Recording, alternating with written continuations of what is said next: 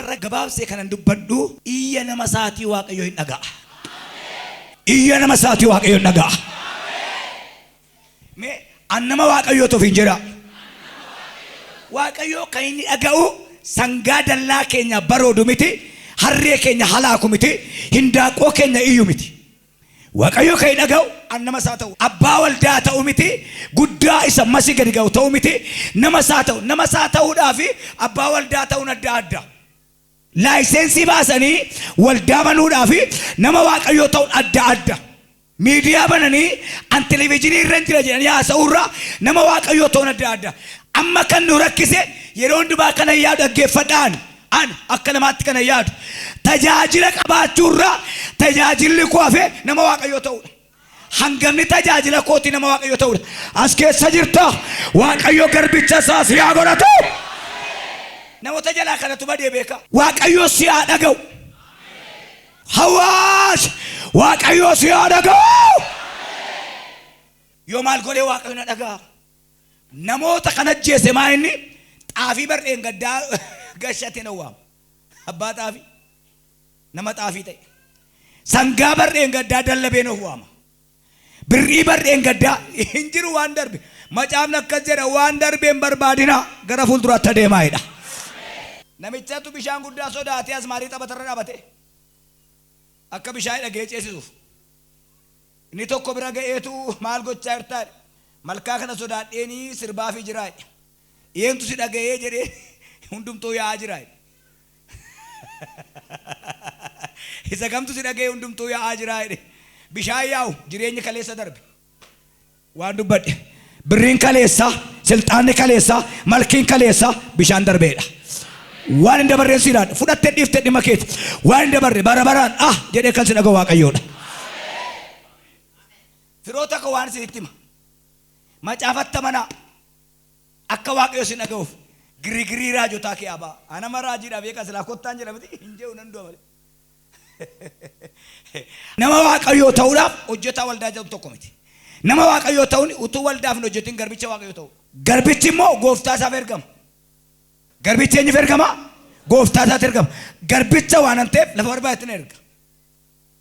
Nama waaqayyoo ta'uu keetiin ani oolaa koon beeka jedhee sagalee isaanii jedhe. Ameen jedhaa yaa kaate.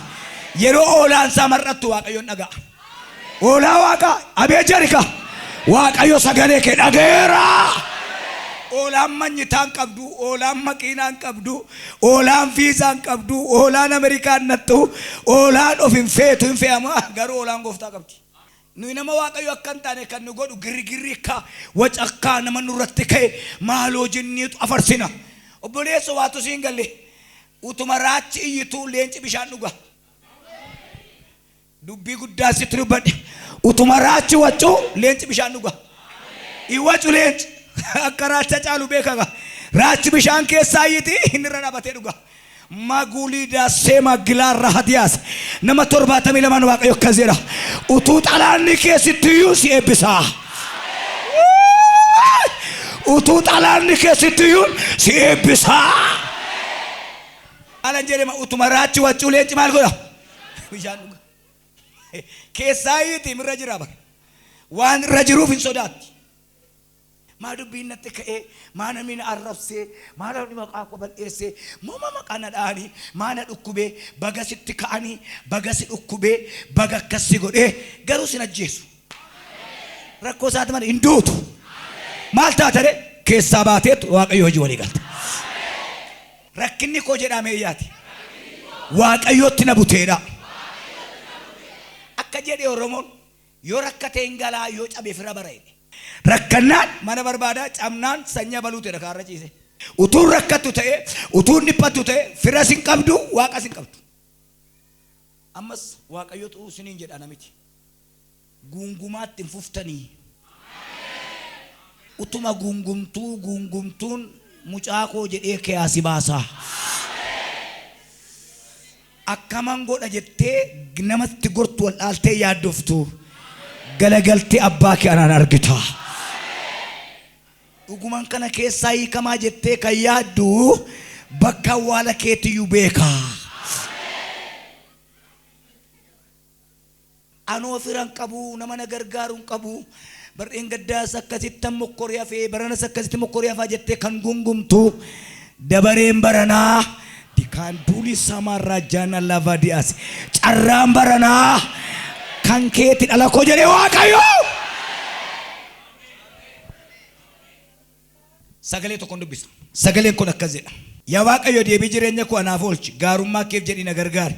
Erga du'e namni si yaadatu hin jiru iddoo lafa jalaa immoo keessumaa eenyu si galateeffataadha.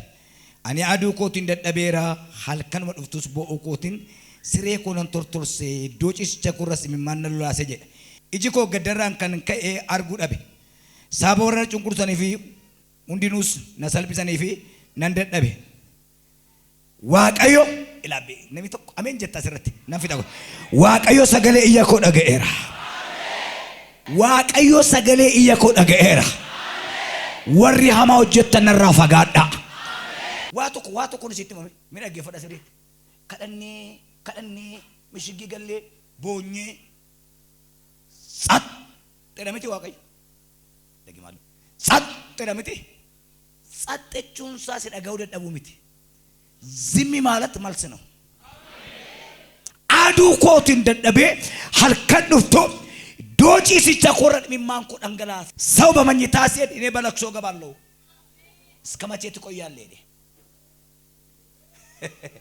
ሀማዮ ምትቱርታ namni gaafa ribari qoani boochan naqa namni gaafa ribari qo boochan ተጅርታ መኝታን ከመኝታ ዶ አገይ ከንተ ወዮ ማለን ሲጎ ነገር ቢቲ ዋቃ ገልገለም ቦሰ ገነመን ቦሰ namni liljeene waaqa galateeffatee rafa ati du'a wajji wal'aanso ka wal qabdu wayyaa carraa koo kan jette Waaqayyo tarakkasin jedha hin sodaatin yaadden iyya kee dhaga'eera.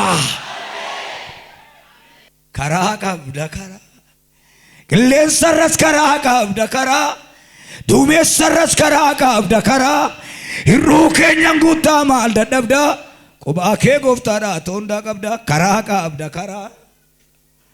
Ati calli bajariiti aggootii koota Ameerikaa jira jettee yaadin aggootiin kee duunaan kisaaraadha. Karaa qabda karaa qilleensarras karaa qabda karaa duumessarras karaa qabda karaa hir'uu keenyan guutaa maal dadhabda qubaa kee gooftaadha toondaa qabda karaa qabda karaa. Haleluuyaa. Nan boo'ee alaqqaskuun jedhe iska macheetti qoyyaalle hamma yoomitti turtaa akka jedhe warratti geessaniif iji koo arguu dadhabe deemsan nan dadhabe isa rakkini manaa si baasee ollaan duriyyee sin jedha isa taaggaltee harka duwwaa haftee namni saamee fixee naman ta'u birrii isaa fixeedhaaf ati lafanni itti galee wallaalte isa riyaan iddoo maleetti qarxam godhees cabseetu hojii ishee cabsee jira ani immoo rikaan qaba injifachuu barbaadda eeyyee jedhe gurbaa injifachuu barbaadda har'a misiraacho Waaqayyo sagalee iyya kee dhaga'eera.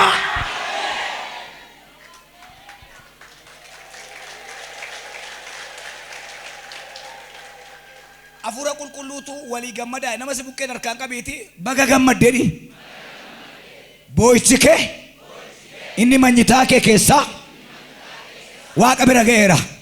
Kamun waldaa keessatti beekan ni boo'i koree kaatatti halkan dhuftu jedham ማታ እኮ ይረፍት ነው የሰው ልጅ ማታ ይረፍት እኮ ነው ለሱ ግን ለቅሶ ነው ነማፍ ገልገለ በቆናት ኢሳፍ ገሩ ገልገለ ቦቻተ ናገሜ ጀደ ደደቤራ አከ ዶለ ፈጀላ ይኑ ስግላቴ ፈተጀቹን ሰመን ቤቱ ኡቱመን ከለ ጀዱ የናንዱ ገላቴ ሲናፌ ቦቺ ሲናፌዳ ቱን ከረከዱ ይወንዱ ሄዳ ዋንቱ ተኑት ጎኑ ኩኒ ከሰው ጋር በርባቻ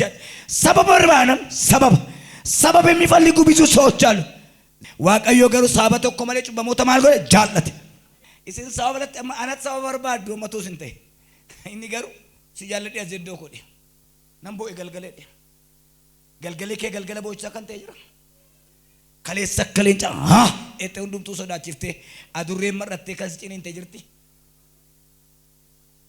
kaleessa kottaa nyaadhaa jettee nama afaan keessee har'ammoo nyutu biddeenaa bita jettee kan boosee jirta Noora manni ka Waaqayyo tette nama baay'ee teessifte iddoo teessu kan dhabde jirta firri jaallate halagaasi jaallate si gargaaree sirraa gargaarame amma garuu lafatti jirtu kan wallaale jira mikili sona rama jani gladias ani lallaba aboo qabu sitti lallabeera fudhachuu dhiisuun kan keeti har'aa kaasee iyya kee waaqayyo dhaga'eera. iyya koo jedhe hundeen kiristaanaa የክርስቲያን መሰረት ስብከት አይደለም ጸሎት ነው። የክርስቲያን መሰረት ሳይጸልይ ጴንጤ ጌታ መቀበል በጣም ከባድ ነው። የማይጸልዩ ሰዎች አሉ እኮ ግን የሰው ይጸልያል። ይሄ ሰው የዳዊት ይሁን ግን ነምጭቁ ዳዊት ያለው ኢየሱስ ክርስቶስን ከላተዳ የክርስቶስ ትምህርት እኮ ጸሎት ነው። አማንም ከላቱራ ኮትረኔ ጩፍኔ ጉያቶ ኮለናራ ኮደኔ ቡነ ቢኔ ወል ያማና መንግስት ይንከተረ ማለት እንዱቱ ጋዜጠኛ ነው ሞዴ ሰታይ ኡቱዋይ ከዋን ጋር ያዘ ማልታ ኡቀቴት ቀበምቴት ነው ፍራዳቡ ብሪዳቡ ሰኝዳቡ ሲውቅ ሲበር ፉርዳቴራ ይዘገዘ ዋኒ ቡረኪና ቀበንስ አኔ እርጋሲ ቀባ አማሉ መኮት ዱባቹን ኡቱ ገማገማና ሁሩ የሲቱር ሳይ ሙጫኮ ኡቱ ሰይጣን ሲቱርሱ ትሩክ ሲቱርሱ ኡቱ ቢኔት ሲኛቱ የሩ አላኮ ሲኛተምቱ እግዚአብሔር የለቅሶን ድምጽ ሰምቷልና እኔ ላይ ክፉ የምታደርጋችሁ ራቆደ ሰምቷልና ክፉ የምትሰራችሁ በየቤቱ በየመንደሩ በየሰፈሩ እኮ ከሳሾች አሉ። እኛ መኖሪያ እግዚአብሔር ስለሰማ ነው። ማን ስለሰማ? እግዚአብሔር ስለሰማ ነው። ዋቀዩ ዋኑ ደገፍ ጅራን ይበካ ኦልከሄ ጃጄ እንጀቷት ይሰዳባቱ ከራደ በርሳ ነመደውቱ የሮሁ ነኮ ሰኛቻ ቱሬ ኢየሱስ ዱበና ነዱራጅጌ መጫባ ኩልኩሉ ከነ ከሳ ኢየሱስ ክርስቶስን ፈሪሶን ጀጀ ጉዳቱ ጋፈታን ዋኤ ዳይመት ቆቶ ቆረት ዳይመት ቆቶ ጃማት ይደለት የሚገርም እኮ ነው። ማልጆ ጀሪኩኒ ከናቱ ማይጸን ውስጥ አጥያስ ስለሰራ ነው እኔ ማሉ ዳይመት ወይን አባሳ ፈራሳቱ ማሸ ጭቡ ጎዴለን እና ኢየሱስ አይደለም ጀዴ ይጻኒ መጥያት አልሰራም አባቱም እናቱም አጥያት አልሰራም። ታዲያ ለምንድን ነው? ለሱ መዳን የእግዚአብሔር ክብር እንዲገለጥ ዱኩንም ትዝቄ ሳኩኒ ሲፋይሴ ኡልፊኒ ዋቀዮ ከሙለቱፍ አመታ ከደካ ኡኩባ ቆርቺ ዶክተሪ ለምትሪ ይሄ ጀራክ ኢሳ ዶክተሪ እንደንደኘ ነው ከሰካ ዶክተሪ እንደንደውም ከንከ አቶ ወራቴ ዶክተር ማ ዶክተር እንትና ዶክተር ጫዋቃ ለካሳ አይታይን ከበን ቆርጨሳ እንጅሩ ቆርጭሳ አይሰረ ጅልበከከ የክርስቲያን በረከት ቡሪሳ መሰረተሳ ካናል የክርስቲያን በረከት ጸሎት ነው። የዋቀዩ ነገ ነዶ ማሲ ከሰጅሩ መነት ገለ ጫላታ የዋቀዩ ነገ ብሪንኪሲ ከነ ከሳ በረከት ዋቀዩ ነገ የታናል ጋባ ብሪኑ ምክንያታው ትባስ ባጋር ከተቱ በከራ ከነረቲ ጆሊት ኖት ፈርደ ወፋ ጋሪ ወጋኩ ለማ ወጋኩ ነይቱ ፈርደ ጉዳ ፈርደ ዲሜንዛ ወጋሶ ደማይ ጨቲቴሴ ኡቱ ጭራ ዳርኩት ተፈቡሳ ካን ፈርደ ሰን አከይ ደፈሩ ጎዴ ሉገማ ደፈርሲስ ሰይጣን ከነርካ ከኛ ከሰገሉ አከኒጁ አከንዱ አከኒ መራቱ ከኑ ጎዱ ክላሺ ሚቲ ቦምቢ ምን መተነሲ ሚቲ ቤኩም ሰሚቲ ከለና ዋቀዩም ከለና ሲፋላቱ አከሙ ጫጢቆ ፈርደ ጉዳ ኦፍቱ ኢያሱ ማልጎዳ የርኮቴ ዶማ ፊዳሬ ማልጎዳ ሲያሜቅ ከኛ ቀበሌ ትንጅት ወንዴስ እንቆጠሩ በር ከልመተሩ በናኑፍቴ የርኮ ጅርሲት አቲ ሰዋቀዮ ካዱ ጀረት በሸናና ከሰ ገልተ ዱዳን ገልቴቱ ለጋለው ይዴ ለጋለው ሲሚቲ ዋቀዮ ይዛብዩ ቡሽር ዮአቲ መናጸላት ያባ መናቱ ስለረጪ ሴ በሸናና ለባሉሌ ከለናገ ገገባብ ሲላ አቲ ሞጸሎቲ ባይፍታይ ካዳዱሲ ቪንከናማ ዋንቲ ፌዳከ ይተገርሲሲ ሲቁታይ ሮኪሲከ ጫልጀኔ ሲቢራንተሩ ያከናማቲ ኢኖ ጋልፋታ ከኛቱ ሲዴቢሳቲ ካዳዱሲ ቪንከናማ ዋንቲ ፌዳከ ኢጆሌን ከኛ በረቴ ቀብቲን ቀብዱ ጃርሲ ከኛ ነገዴ መኪናን ቢቱ ዲባምኒ ያዳን ቀምኑ ኡፈኔ ኑራን በሬዱ ይሩንዱማ ከቤላ ማልተከስኑ ጎዴ እንጸላን arra waan dubbadha fudhattee dhiiftes gaafa mana keetti galtu foolii kadhannaa sitti urgaa. Inni gara dhumaatti fidu kadhachuu jechuun maal jechuudha? Taaddisoo ማለት ነው. Of haaressuu haara'uu jechuudha. Fakkeenyaaf hundi keessan nagatuu dandeessu. Zawudeen hin barbaachisu habadu. Har'aa kaafnee haati keenya abbaan koo nagachuu barbaade. Ani garuu tajaajilaadha. Yoo waggaa ja'aan har'aa qodaa doordaanti gattani. Qodaa maaliin jedhi haa? Doordaanti qodaa shittoo. Waggaa ja'aan har'aa gattan. Yoo dhattanii fuunfattan amma yoo shittoo. Amma ammaatti shittoo. Ergaa nama lamaati. Firri si gataa, sanyii si gataa, gaa'eli si gataa. Yoo si fuunfatan ginu Kiristoostus keessaa urgaa. Namni kun ergaa kootettu ililchi.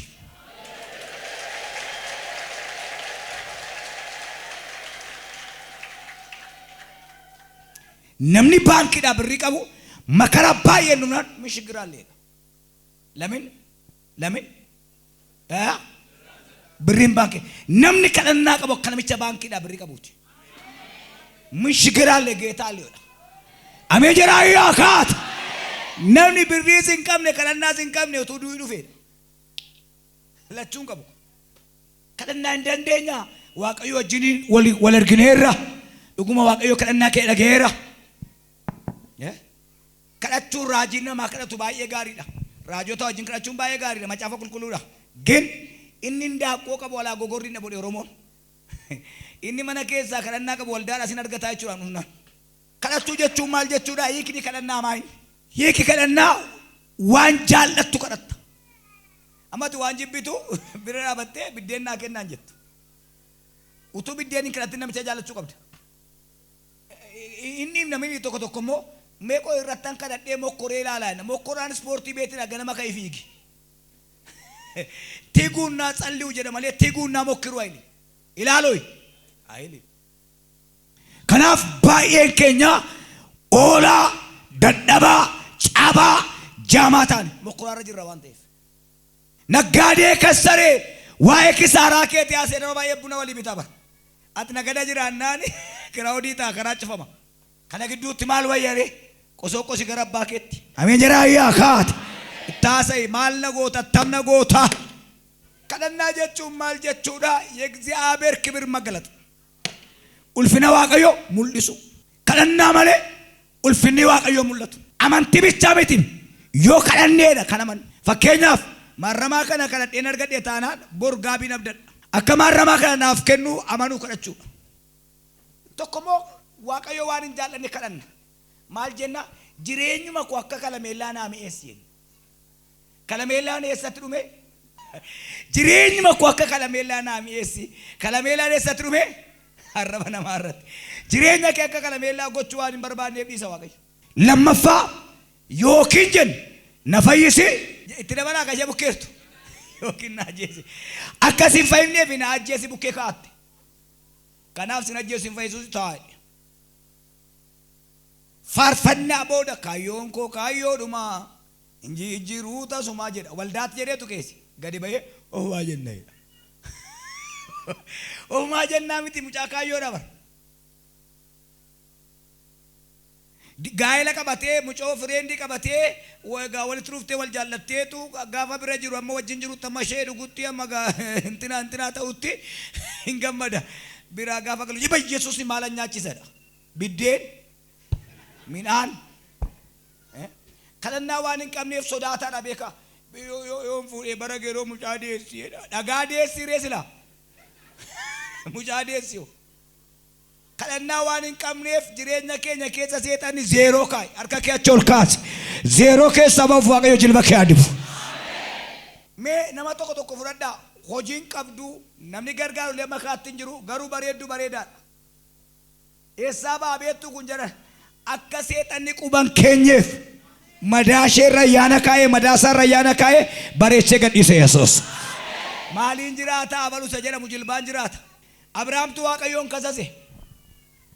ከዚህ ነገር በኋላ ምን ታደርጋለህ? ዋቀዮዳ ማላ ጎተ ከነ ቦደዴን እና ዋቀዮ ማል አብዴዴ ነትዱበቴ ቆባንዴ ማጅራይ ማይኔና ሙጫን ቀቦ አሃ innoo jiraam jedheen eessa jiraa Abrahaam jilba kee keessa jira. Jilba kee keessa jiraan jilbaan na shumiti mucaa. Jilba kee keessa jiraan galii jilbeenfadhuudha. Ameen jedhaa yaa kaata. Jilba kee keessa jiraan hiikaasaa walaala jilbi dhiigan qabu. Dhiiga lamatu kontaaktii wal godhee mucaa dhashaa Waaqayyoon dogoggorre. Jilba kee keessa jiraan jilba keetun jilbeenfannee achi keessaa baasee sii kennaa. Jaarsi galtee qosoo qofnaanis yaa duub jedhe ka. Nuyi manatti gallee saraajoonni dubbatan Waaqayyollee waan baay'ee dubbate. Waan baay'ee dubbata kisiin iyyuu yannoo qaba. Warri seeraas kan jirtani. Itti faradamee mana dhaataa hin irratti hin ta'uudha. Ol yannoo fudhadhatis kontiraata rafta. Namni maal dadhabama yeroo baay'ee kadhannaa maaliif kan dadhaba jilba. Galanni Waaqayyoof haa ta'u. Kadhachuu jechuun maal jechuudha? Hafuurri na keessa jira. የእግዚአብሔር መንፈስ እኔ ውስጥ አለ ማሊፈ ችለጥና ጀተኒ ከነገው ብደን ኮራ ጀዳቲ ከረዳይ እቲ ምንም ሰብከረት ጀድን ጀድ ከነገው ብደን ኮራ ናፍከን ጀዲ ከረዶዲን